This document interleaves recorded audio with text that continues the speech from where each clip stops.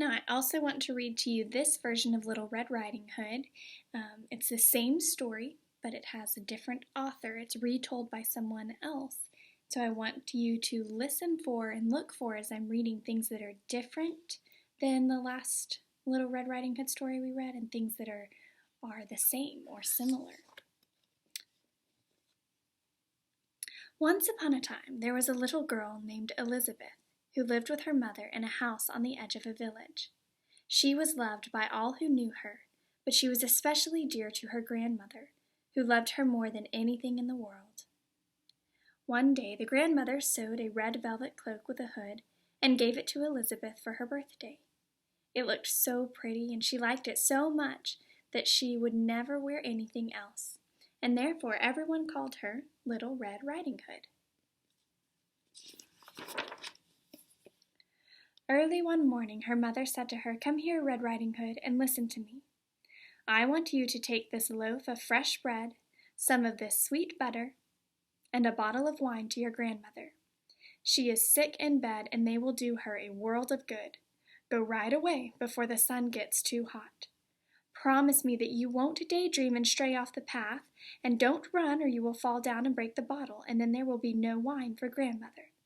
And when you get there, please don't forget your manners. Say good morning, please, and thank you nicely, without staring round about you or sucking your finger. Don't stay too long, or else you will tire grandmother. And when you have had a nice visit, come straight home." "Yes, Mamma," said Little Red Riding Hood. "I promise.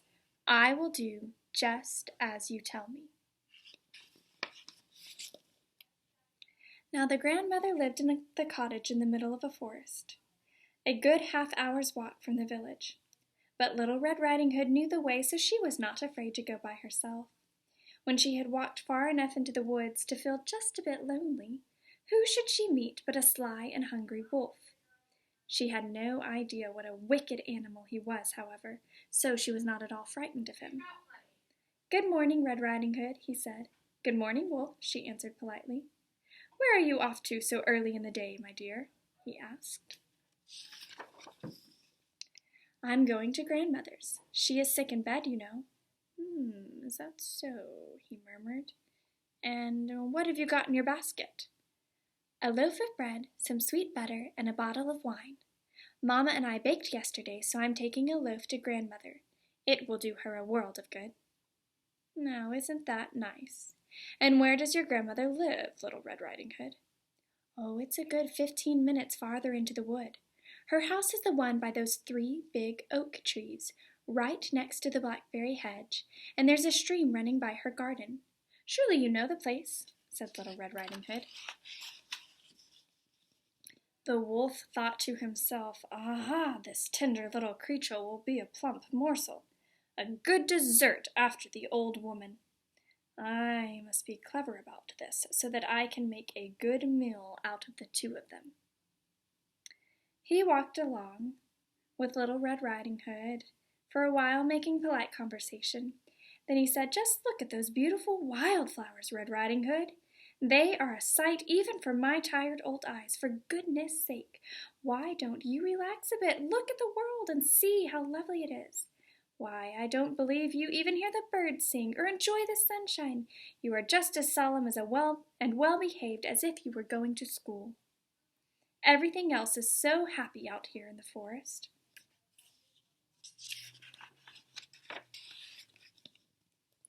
Then Little Red Riding Hood looked away from the path, and when she saw the sunlight dancing through the trees and the wildflowers and butterflies scattered throughout the ferns, she thought, "I'm sure that grandmother would feel happier if I took her a bunch of flowers.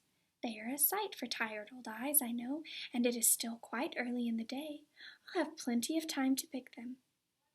So she excused herself, said good-bye to the wolf, and wandered off among the trees to pick the flowers. Each time she picked one, she always saw another, even prettier one farther away. And so she left the path and went deeper and deeper into the forest. Meanwhile, the wicked wolf went straight off to the grandmother's cottage and knocked softly at the door.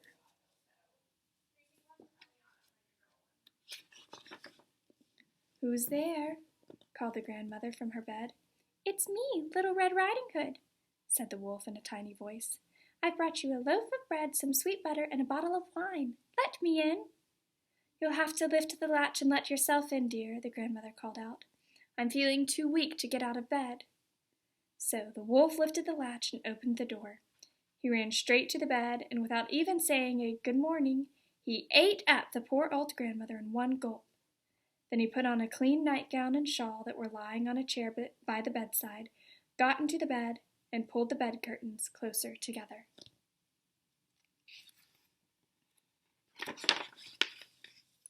In the meantime, Little Red Riding Hood wandered here and there picking flowers until she had such an armful she could barely hold them all.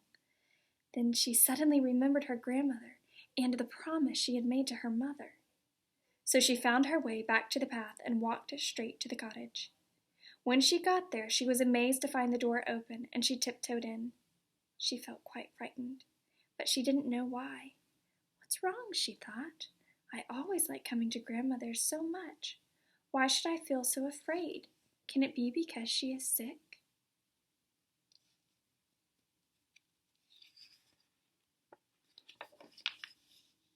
"Good morning, grandmother," she called, but there was no answer. Then she went quietly into the bedroom and pulled the bed curtains back. There lay her grandmother, but she had drawn her shawl down over her face and she looked very odd. Red Riding Hood couldn't help but stare. "Grandmother, what big, hairy ears you have grown," she said. "The better to hear you with, my dear." "Oh, grandmother, your eyes are so shiny." "The better to see you with, my dear." "Your hands look so strange, grandmother." "The better to catch you and hug you with, my dear." "Please, grandmother, why do you have such big, sharp teeth?" "Those are to eat you up with, my dear."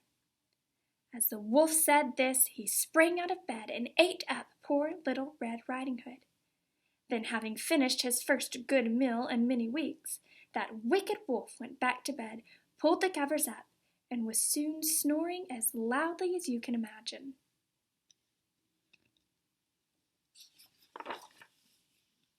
Not long after that, a huntsman from the village happened to be passing by the grandmother's cottage. "By Jiminy," he thought, "the old lady is snoring much too loudly. Maybe I should stop in and see if there is anything the matter with her." So he went right into the house and up to the bed, where he saw the wolf fast asleep in the grandmother's nightgown and shawl, and with a fat stomach full to bursting.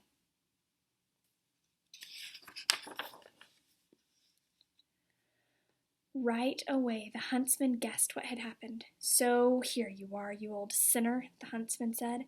"I've been looking for you all these years, and now this is where I find you."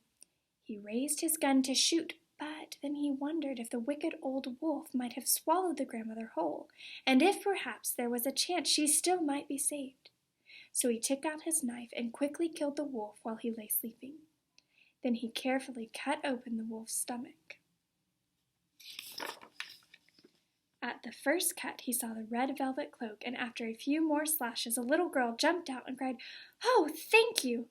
I was very frightened. It was so dark inside the wolf." Next, the grandmother climbed out, alive but hardly able to breathe.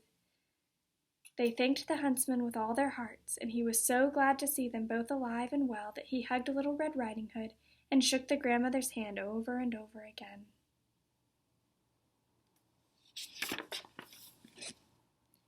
They were all quite happy. The huntsman skinned the wolf and took the pelt home to nail on his door. Little Red Riding Hood and her grandmother sat down together to eat the fresh bread and sweet butter. The grandmother drank some of the wine, and Red Riding Hood had a cup of blackberry tea. After a while, the grandmother felt quite strong and healthy, and began to clean up the mess that the wolf had left in the cottage. As Little Red Riding Hood... Do you hear the train? As Little Red Riding Hood walked home through the woods, she thought to herself, "I will never wander off the forest path again as long as I live. I should have kept my promise to Mother." She was comforted, however, that she had at least minded her manners, and had always said, "Good morning, please, and thank you." The end.